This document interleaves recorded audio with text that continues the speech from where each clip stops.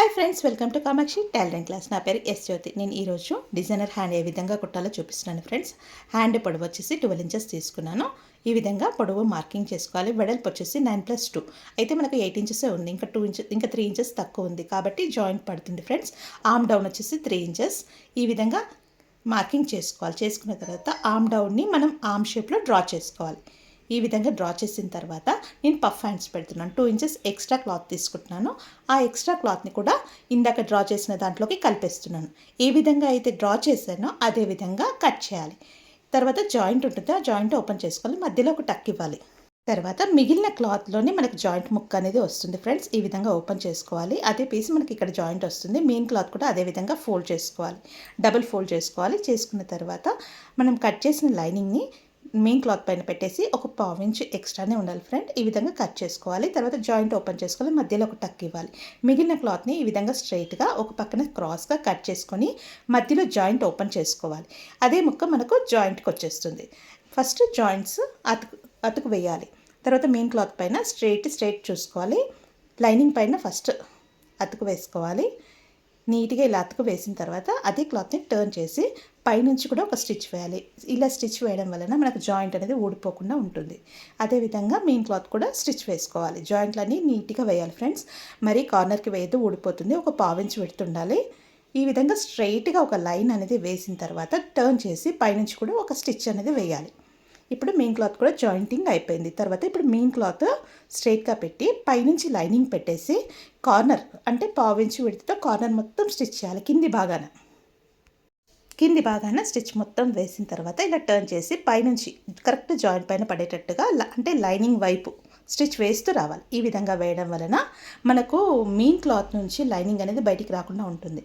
ఈ విధంగా ఫోల్డ్ చేసి మెయిన్ క్లాత్ పైన కూడా కార్నర్కి ఇంకొక స్టిచ్ వేయాలి. ఈ విధంగా నీట్గా వేయాలి ఫ్రెండ్స్. ఎక్కడ ముడతలు రావద్దు.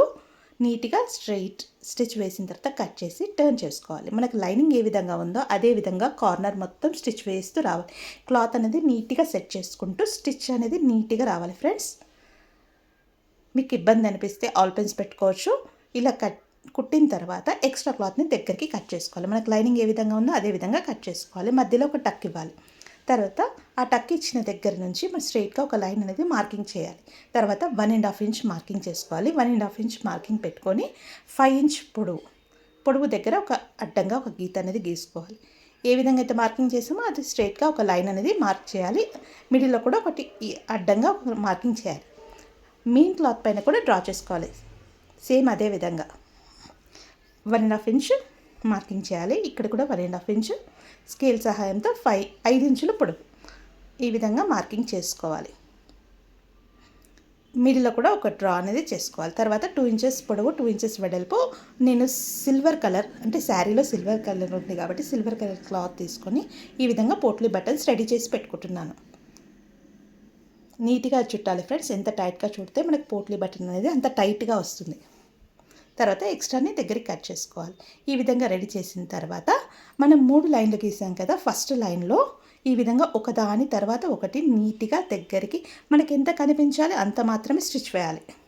దగ్గరికి ఇలా స్టిచ్ వేయాలి.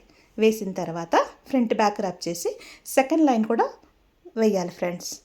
వేసిన తర్వాత దగ్గరికి కట్ చేసుకోవాలి.